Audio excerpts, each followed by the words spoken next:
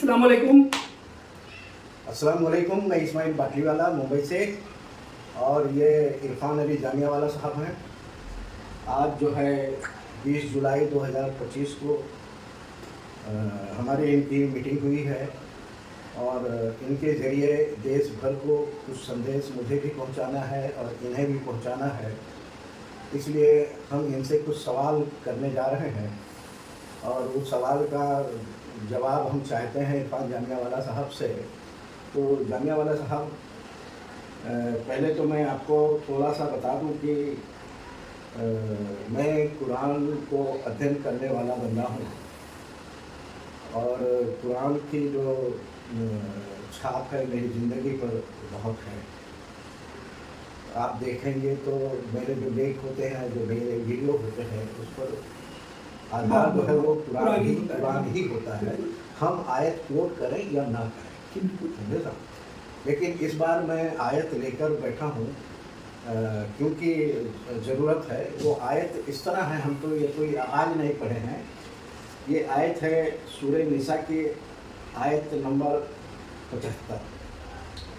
इसका तर्जुमा है, तुम्हें क्या हो गया है कि तुम अल्लाह के राह में उन पीड़ित पुरुषों, महिलाओं और बच्चों के लिए नहीं लड़ते जो कमज़ोर पाकर दबा लिए गए हैं, और वो दुआ करते हैं, कहते हैं कि ऐ हमारे रब, हमें इस अत्याचारी बस्ती से निकाल और अपनी ओर से हमारे लिए कोई मददगार और सहायक नियुक्त कर।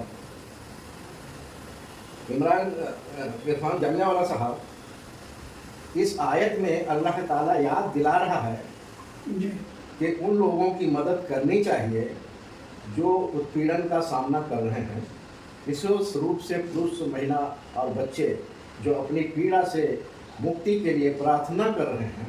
इसलिए इस्माइल बाटलीवाला को कुरान की ये आयत प्रयास करने के लिए प्रेरित करती है, ताकि जो है अनुच्छेद 341 पर से धार्मिक पाबंदी भी हटाई जाए। तो इरफान जामिया वाला साहब, कुरान की आयत जो अभी सूरह निसा की हमने पेश की है, उसका तर्जुमा पेश किया है, उसका मफ़हूम हमने बताया है। और कुछ समय बहुत पहले से आर्टिकल 341 के ऊपर जो पसमानदा मूवमेंट को, उसको 341 को लेकर चल रहे थे, जो संविधान के आर्टिकल 341 है। तो जब हमने उसको पढ़ा और कुरान की इस आयत को पढ़ा, तो मुझे लगा कि दोनों एक ही बात कह रहे हैं, समझे ना। तो उस समय हमने सोचा कि भाई हमें ये आवाज़ उठानी चाहिए, और उसके लिए हमने 2018 में एक मसौदा तैयार किया था, जो मुस्लिम अधिकार के नाम से है, जो देश भर जो है पढ़ते और जानते हैं, पढ़े जाने हैं। लेकिन पिछले दिसंबर से हम इसको एक आंदोलन की शक्ल में देने की कोशिश किए हैं। हालांकि आंदोलन बहुत लोग 10 अगस्त को करते रहे हैं, लेकिन हमने उसकी रूपरेखा इस तरह बदली है कि ब्रेक आउट करिए, सभी लोग मुत्तहिद होकर। कोई 10 लोग लेके जंतर मंतर पर बैठता है, कोई 50 लोग लेके बैठते हैं, ऐसे टुकड़ों में बैठे रहते हैं अलग अलग। तो हमने उन सबको एक इत्तेहाद की दावत भी दी है इसके तरीके से कि आप सभी लोग जो है इकट्ठा ब्लैकआउट करें। लेकिन सवाल मेरा ये है कि इतनी कोशिश करने के बाद भी वही लोग जो पसमानदा मूवमेंट चला रहे थे, उनकी तरफ से आज तक एक भी बंदे का मुझे कोई रिस्पांस नहीं आया है। इसका कारण क्या? जामिया वाला साहब, आपसे ये सवाल है। बहुत बहुत शुक्रिया इस्माइल साहब, इस्माइल बाटलीवाला साहब। आपने बहुत बढ़िया बात बोला कि आप जो भी लिखते हैं, आप जो भी बोलते हैं या जो भी कहते हैं, कुरान के हवाले दे करके, कुरान से सीख कर आप नहीं, जो भी मोमिन है, मतलब पूरी दुनिया जो कायनात चल रही है कुरान से चल रही है। जो मोमिन जो है उसमें इल्म हिकमत की बात है, उसमें साइंस की बात है, उसमें तमाम चीज़ें। आपने जो अभी आयत कोट किया है सूरह अन-निसा, ये हमने भी बहुत पढ़ा है, और मैंने भी जब ये 341 की बात हुई थी, तो चूँकि मैं शुरू से ही आंदोलनों में और इन चीज़ों में रहा हूँ, जामिया से ताल्लुक़ है, तो उस दौरान मैंने भी पढ़ा था और तमाम चीज़ों पे बात हुई। तो मेरे उस्ताद थे, तो असगर जहाद साहब जानते ही होंगे, उनसे काफ़ी गुफ्तगू हुई हमारी। तो उन्होंने कहा कि इस्लाम में जो है ना, वो सभी को बराबरी की बात की गई है। जो हमारे सूरह अन-निसा लेकिन उसमें यह कहा गया है कि जो भी गरीब है, मजबूर है, समझिए, तमाम चीज़ों को लेकर के उसमें ये देखिए मेरे पास तो पूरा प्रूफ है। सूरह अल-निसा में इसमें 4 सफ़ा 75 में, 73 में, 33 में और 13 में पूरी तरह से ये कहा गया है कि इंसाफ का हुक्म हर मजलूम के लिए होना चाहिए, इंसाफ परस्ती की बात होनी चाहिए, कुरान ये कहता है। और मैं आज सोशल मीडिया पे तमाम लोगों के सामने ये कह रहा हूँ कि हम बहुत खुशकिस्मत है कि हिंदुस्तान को बहुत दिनों के बाद मुस्लिम लीडरों में एक लीडर मिले हैं जो कि पूरी ज़िंदगी दे चुके हैं कुरान के हवाले से, साइंस के हवाले से, how to change our society through Quran. That is my thought, that is his thought. तो आपका सवाल बहुत उम्दा है। आपने जो बात की है हक़ व हुकूक की बात की है, आपने जो बात की है इस्लाम की बात की है, आपने बात की है मुसलमान की बात की है। आप एक वाहिद ऐसा आदमी है, मैं पूरे दुनिया में घूमता हूँ, पूरे हिंदुस्तान में, दुनिया में तो नहीं, मैं 341 पे तमाम लोगों से बात करता हूँ तो मुसलमानों में बढ़ जाते हैं, लेकिन आप एक वाहिद आदमी हैं कि 341 पे आप बात कर रहे हैं, मुसलमान बन के बात कर रहे हैं। आप एक हुज़ूर सल्लल्लाहु अलैहि वसल्लम के आखिरी खुतबे पे तस्लीम कर करके उनको उनके हवाले दे करके बात कर रही है, बहुत बड़ी बात है। और इंशाअल्लाह आपका ये जो मैसेज है, हम लोग का जो मैसेज है, जो 32-33 साल से हम लोग लड़ रहे हैं, वो कामयाब होगा। कुरान के हवाले से मुसलमान समझेंगे वो तमाम चीज़ें। अब रही दूसरी सवाल कि आपने जो लड़ाई लड़ रहे हैं, मैं आपको जानता हूं, आपने कभी किसी को भी, चाहे वो डोम हो, चमार हो, हरकोर हो, मिस्तर हो, लाल बेगी हो, धोबी हो, दुनिया हो, किसी को भी एक हिकारत की नज़र से नहीं देखा, मुसलमान समझ के देखा। मैं भी एक अंसारी बरादरी से हूँ, मैं जब से आपको जानता हूँ तब से मैं उसी हिसाब से देखता हूँ, उसी तरह से बातें होती, चीज़ें होती, आइडियोलॉजी की थॉट पे बातें होती है। अब सवाल ये उठता है कि कुरान के हवाले से आप दे रहे हैं, तमाम चीज़ें दे रहे हैं, 341 पे आप लड़ाई कर रहे हैं, तो पासमानदा मुस्लिम के जो लीडरान है वो आपके साथ क्यों नहीं आए? आपने ऐलान किया कि 10 अगस्त 2025 को रात के 8 से 9 बजे ब्लैकआउट किया जाए पूरी तरह से, और उसको सारे हिंदुस्तान के तमाम मुसलमान करें। कुछ तंजीम आपके पास आए, बट आपका ये जो शिकायत है वो बहुत लाजिम, बहुत ही सही शिकायत है कि पासमानदा मुसलमान क्यों नहीं आए।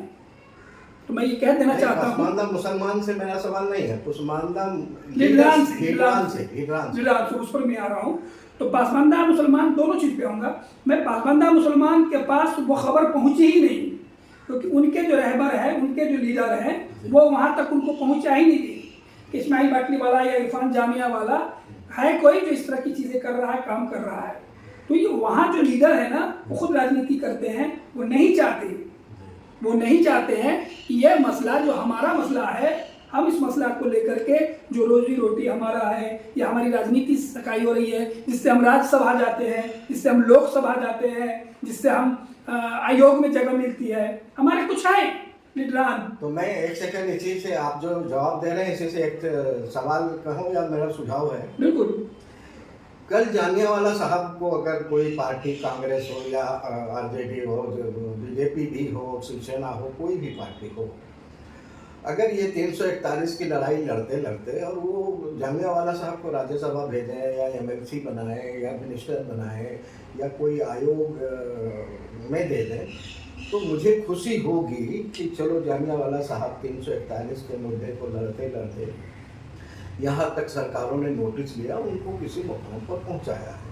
लेकिन उस दिन मुझे दुख होगा जिस दिन ये इरफान जामियावाला इस मुद्दे को भूल जाएंगे ओहदा मिल जाने के बाद। पिछला रिकॉर्ड हमने यही देखा है, जो लोग राज्यसभा गए हैं या जो मिनिस्टर हुए हैं वगैरह वगैरह, उनकी जो पहचान बनी वो 341 को लेकर बनी।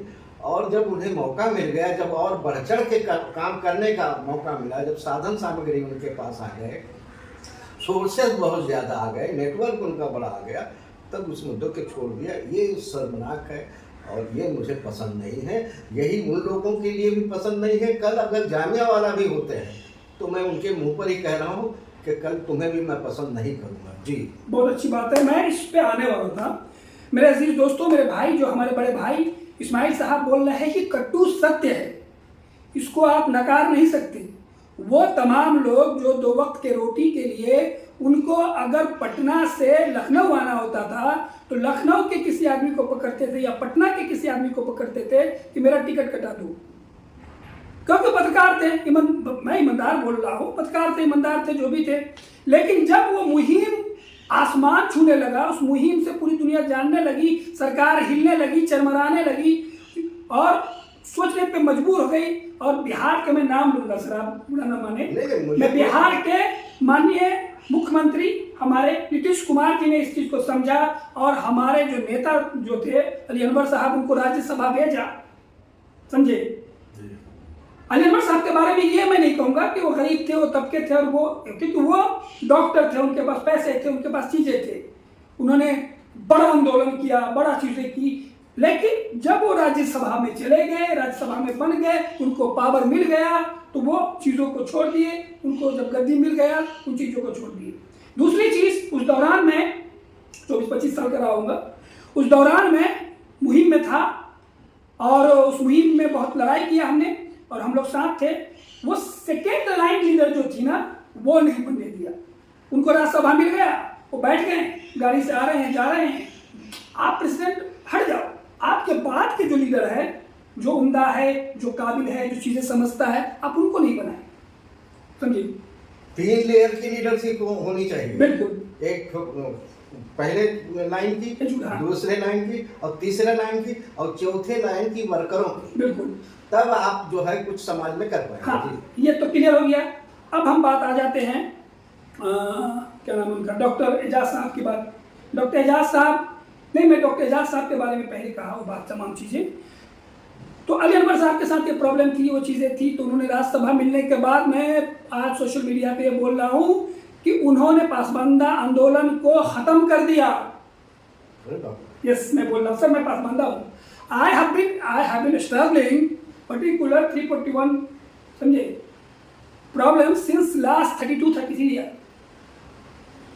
तो मेरा खून, मेरी जवानी सब उसी में गई है, कोई नहीं बोल सकता। हम इंतजार में थे कि अली अनवर साहब जब जैसे बोलते थे, राज्यसभा में चीज़ें करते थे, वो उस एक लेयर्स बनाते और एक और लीडर पैदा करते और उस आंदोलन को आगे बढ़ाते। वो राज्यसभा हो गए, उनके पास में ताकत आ गए, पैसा आ गए। हमारे, अगर उनको 5 लाख रुपया, 2 लाख रुपया, 10 लाख रुपया आ रहा है, उसके 10% आप इसको ज़कात के भी समझते हो ना, वो भी निकाल देते हो, तो पसमानदा आंदोलन ज़मीन से उठ करके आसमान तक रोशन और ताबनाक हो जाता। जो ऑफिस के लिए लड़ना पड़ता था, लोग कैसे, अच्छा, तो बहुत बड़े लीडर है बिहार में, पासबंदा को 2-4 इसको मैं जानता हूँ, उनके पास जाने के लिए पैसे नहीं होते वोटों के लिए। तो आज उस वक्त में कम से कम ये तो होता कि भाई हम नीचे के लड़के तैयार कर रहे हैं, लीडर तैयार कर रहे हैं, हमारे पास में सरकार इतना पैसा दे रही है। मैं ये नहीं कहूँ कि हराम के पैसा, जो आपकी सैलरी है, 2.5 लाख सैलरी तो रही होगी, 2 लाख रही होगी ना। अगर 2 लाख के आप 10% निकालिएगा तो कितना होगा? 20,000 होगा। तो वो अगर 20,000 आप उस आंदोलन के लिए देते तो पासबंदा आंदोलन कहाँ से कहाँ तक होता। अच्छा जमियावाला साहब, ये तो एक चीज मैं और बोलना चाहता हूँ। अब आपने एक सवाल मुझसे उठाया कि आपको राज्यसभा मिल गया, लोकसभा मिल गया, तो आपको खुशी होगी। मैं जानता हूँ आपके नेचर को खुशी होगी, मैं आपको। आप दूसरी चीज, मैं सिर्फ पासबंदा लीडर नहीं हूँ। जो राज्यसभा, लोकसभा या राष्ट्रपति जो नॉमिनेट करते हैं, मैं उसमें भी जा सकता हूँ। और पासबंदा लीडर समाज सेवा के हैसियत से नहीं हूँ, एक आर्ट एंड कल्चर के डायरेक्टर के हैसियत से। मैंने 40-47 serial as a creative director किया है, 12 फिल्में क्रिएटिव डायरेक्टर किया है, एसोसिएट डायरेक्टर किया है, एज ए लाइन प्रोड्यूसर किया है, प्रोड्यूस किया है, डायरेक्ट किया है। और सबसे बड़ी बात, 1993 से अब तक मैंने समाज को बदलने के लिए, पूरे समाज को, खाली पसंदा नहीं, पूरे समाज को बदलने के लिए मैंने लगभग, मैं समझता हूं कि 3000 से ऊपर फ्री वर्कशॉप किया है। जिस एक वर्कशॉप को ऑर्गेनाइज करने में मेरा खुद के घर से उस दौर में 1000 रुपया हॉल का और बच्चों का चाय पानी नाश्ता सब लगता था। तो how to change our society through performing art, that is why my thought. जमियावाला साहब, मैंने आपको उदाहरण दिया। नहीं, मैं वही बोला सर। सुनिए सर, हाँ, आपको सीधे नहीं कहा है, मैं जो लोग सुनने वाले हैं या जो गलतियाँ कर चुके हैं उनको संदेश है और आने वाले लोगों को भी संदेश है कि भाई आप जो जिस मुद्दे पर आपकी पहचान बनती है आप जरूर मंत्री के संतरी बनिए, जो भी बनिए, लेकिन उस मुद्दे को ना छोड़ें कि जामियावाला का नाम लेकर सिर्फ उन लोगों को उदाहरण दिया जो पिछली गलतियाँ कर चुके हैं और आने वाले लोग गलतियाँ ऐसी ना करें। तो जामियावाला साहब, अभी आप जो है पसमानदा लीडरशिप से 10 अगस्त के आंदोलन को क्या संदेश देना चाहेंगे, कुछ बताइए। मैंने पहले ही कहा था कि अभी महाराष्ट्र में और बिहार में मैं आ रहा हूँ और हर जगह पे जितने भी आज सोशल मीडिया का ज़माना है, मैंने बोला कि ये जो थॉट है हम लोगों का, बत्ती गुल लाइट बंद, ये बहुत बड़ा थॉट है। ये थॉट इस्माइल साहब ने, हम लोगों ने डिस्कस किया था 2023 में, 24 में इन्होंने इम्प्लीमेंट किया उस चीज़ को, और बहुत जगह पे इन्होंने अपनी चीज़ें सोशल मीडिया से और ऐसे पेपर के जरिए दिया। ये थॉट के कुछ चीज़ें, आइडिया जो है बेसिक, एक सेकेंड, बेसिक आइडिया था सर, वो all India Muslim personal law board ने चोरी कर लिया, बेसिक आइडिया। ठीक है, आप लोग चोरी समझते होंगे, मैं उसे चोरी नहीं, आपने दिया ना? नहीं, वो हमारे फार्मूले को उन्होंने अमल में लाया, ये बड़ी बात है। और हमने भी लाइट बंद करी थी। हाँ, तो वही मैं उस पर भी जा रहा हूँ। तो ये एक्सपेरिमेंट हो चुका है और सक्सेसफुल एक्सपेरिमेंट है। All India Muslim personal law board ने किया, हिंदुस्तान के तमाम लोगों ने लाइट बंद की थी, आइडिया सक्सेसफुल है। तो इस आइडिया पे काम करके आप लोग, जो हमारा ये मकसद है 341 का, सरकार को बताएं कि अगर हमने 10 अगस्त 2025 को पूरे हिंदुस्तान में लाइट बंद कर दिया तो मैं समझता हूं कि करोड़ों करोड़ों रुपए का नुकसान सरकार को होगा लाइट से, लोगों का फायदा होगा, लोगों का फायदा होगा। तो मैं ये कहता हूं कि इस मुहिम से जुड़े सभी मुसलमान, सभी लोग, सभी पासबांदा, सभी मुसलमान, हिंदू, मुस्लिम सब जुड़े, और हमारा जो तंजीम है ऑल इंडिया मुस्लिम इत्तेहाद फेडरेशन, उसको मजबूत करे, उसको सपोर्ट करे और इस आइडिया से आगे बढ़े। मैं ये कहना चाहूँगा। बहुत बहुत शुक्रिया, बहुत बहुत शुक्रिया। अल्लाह हाफिज़, फिर मुलाकात होगी अगले वीडियो में।